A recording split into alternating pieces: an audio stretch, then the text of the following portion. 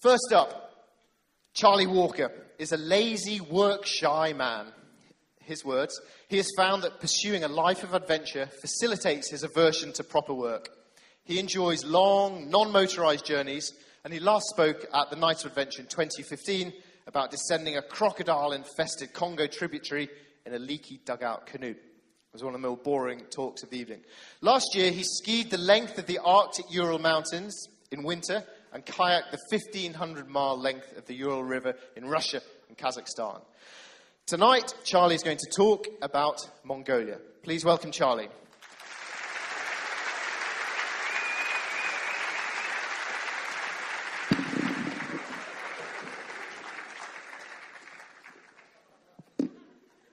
Good evening. A few years ago, I arrived in Beijing on a bicycle, and I'd been sat on that hard leather saddle for about 18 months by that point. Infertility was probably assured, so I thought I would try changing things up a bit.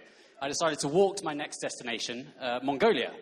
After 3 weeks, I reached the Gobi Desert. The roads and towns stopped, and suddenly I was just heading off across these plains, wearing that rather fetching pair of three-quarter-length trousers, carrying my supplies in a shopping bag.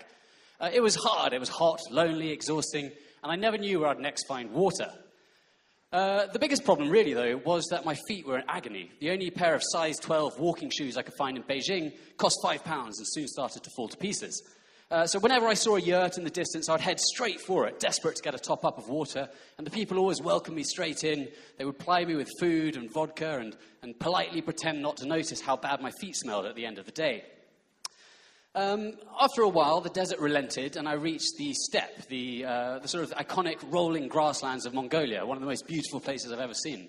And as I plodded through these sort of beautiful pastures, on my bruised, battered, blistered feet, I would daydream about one day riding a noble steed across the steppe, letting the horse do all the hard work and giving my feet a rest. So when I reached the capital, after 6 weeks of walking a marathon each day, I met a man in a pub who said that his brother had a cousin who had a neighbour who knew a bloke who lived next to a guy who might have a horse to flog. The cost of the horse was agreed on the phone, and I rushed off to the market to get a pair of boots and a saddle. I went to collect the horse, and I learned the first rule of commerce: try before you buy. Because the horse that I bought turned out to be a little more of a pony. Little Nicky, as he came to be known, had just been rounded up after 8 months feral. I set off on him, and after about a mile, he just sat down, and I was standing over this horse, and he took a mouthful of grass and started chewing it and looked out the corner of his eye at me as if to say, well, what are you going to do about it? So frustratingly, for the next 2 months, I largely walked across Mongolia, back on the ruined feet. And although it was irritating, it was also, I think, the most idyllic adventure of my life. Mongolia is just inestimably huge. It's the same size as East Africa, give or take. There's only 3 million people there, and almost half of them live in the capital. There are no fences. You can go wherever you want. It's just the most ripe country for adventure. So I carried on across the steppe, and although there aren't many people, there are people dotted around all over the place sharing the various pastures that there are to be had during summer. And everyone I passed would sort of gallop across the steppe for 2 miles, 3 miles, and welcome me into their home. This family here fed me a fairly questionable meal of sort of month-old mutton that had hung at the back of the yurt for a while, which had been boiled in a sort of a curdled horse milk. For the rest of the afternoon, my stomach was doing sort of backflips. And just as this huge storm was approaching across the horizon, I reached another tent. Just as the rain was starting to sort of slew in horizontally, I tied up my horse outside and I ducked into the tent. It's rude to knock on the doors because that suggests you doubt the hospitality of the people within. And they welcomed me in, and as I was sort of getting dried off, I suddenly realized I need to get outside again, quickly.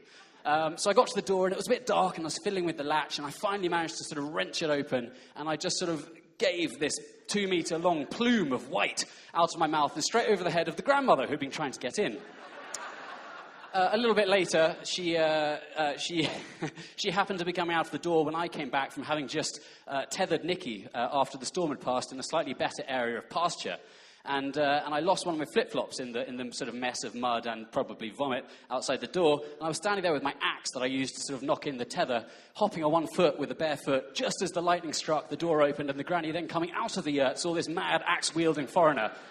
This small dog, Albie, I called her in the end, I found in a forest, and she followed me. I never fed her. She would trap grasshoppers, and she would sort of live off dew that she collected with her tongue. I also met this small Spanish thing, whom I came to call Sancho, because he called me Quixote.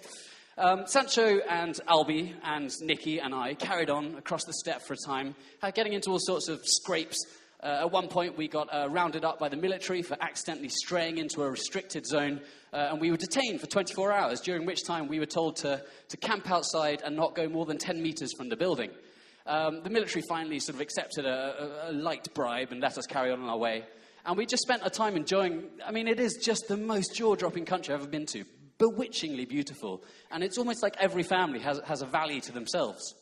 Camping was an absolute charm, of course, easy to find places. It was more comfortable for Sancho than it was for me, because Sancho had a tent. I hadn't had a tent since Beijing. And it turns out in Mongolia, although it's called the land of blue sky, it does rain almost every night, almost all night. And the bivvy bag I had turned out to not be a bivvy bag, just a bag, really. So camping wasn't much fun at times. We got lost for a few days, more than I'd like to admit, in a series of valleys that were overgrown. And we wondered, why is no one grazing their flocks here? And we soon found out that they were absolutely riddled with mosquitoes, and we just got bitten to smithereens. Nicky, in the mornings, I would run my hand under his flank, and my hand would come away completely covered with blood and sort of the squashed bodies of bloated mosquitoes. There were times when it was really quite beautiful. Albie would camp each night. She would sleep next to the fire by my feet, and Sancho would get into his tent. And we would enjoy these incredible sunsets, maybe having a little canter on Nicky. Nicky would let us ride him if we didn't have the saddlebags on there as well, occasionally. Albie enjoyed riling the yak. And yak are quite, sort of big, lumbering creatures. And she would try and sort of herd them. And she would herd them normally towards us and Nicky, which wasn't much fun. These things suddenly lumbering towards us, and Albie just sort of skipping away happily, having the time of her life. Anyway, 2 months after getting Nicky, we reached Lake Khovsgul in the north of the country. Not far, it crosses over into Russian Siberia. It's the deepest lake in the country, 250 meters, vast, the second most voluminous freshwater lake in Asia. And we reached there, journey's end, thinking, okay, tomorrow we'll sell Nicky. We'll camp tonight in the forest next to the river, to the lake. Unfortunately, Albie was a terrible guard dog. Nicky was stolen in the night. And so with that, there was nothing left but to say goodbye to the dog and the Spaniard, get on my bike and cycle home via Kazakhstan, Kurdistan, Cairo, Kenya, Cape Town, Congo, and Calais. Thank you very much.